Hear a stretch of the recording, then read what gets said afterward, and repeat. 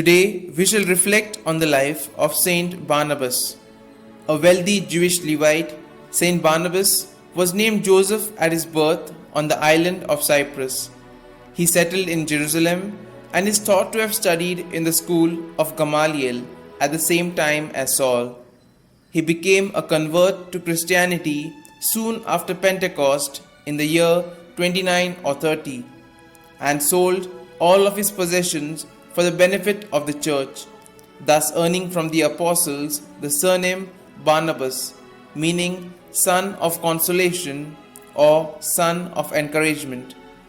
It was he who welcomed the converted Saul to Jerusalem and sponsored him before the apostles when they at first found it difficult to believe that their fierce persecutor had now become an ardent propagator of the faith. However, from his previous acquaintance with Saul, Barnabas knew Saul to be utterly sincere in his convictions.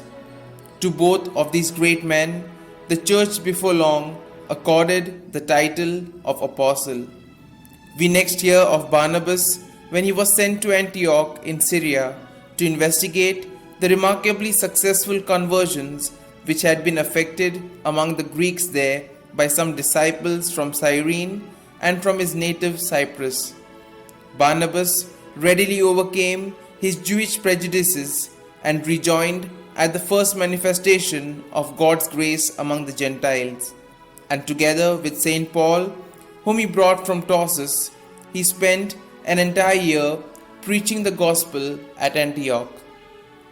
In the year 45, when Jerusalem was grievously afflicted by famine, the two apostles brought assistance from the Antioch Christians to the mother church. After their return, they set out on their first great missionary journey, taking with them John Mark, a cousin of Barnabas, and began with the evangelization of the latter's native island, Cyprus.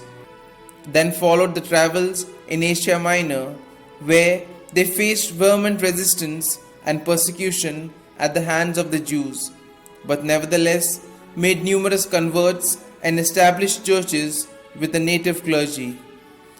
After the Council of Jerusalem, Barnabas revisited his Cyprus missions with John Mark, but little is known of his later life.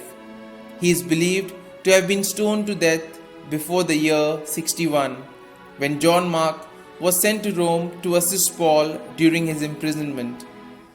Ever gentle and conciliatory and of majestic bearing, he was, next to St. Paul, probably one of the most attractive and highly respected figures among the early Christians.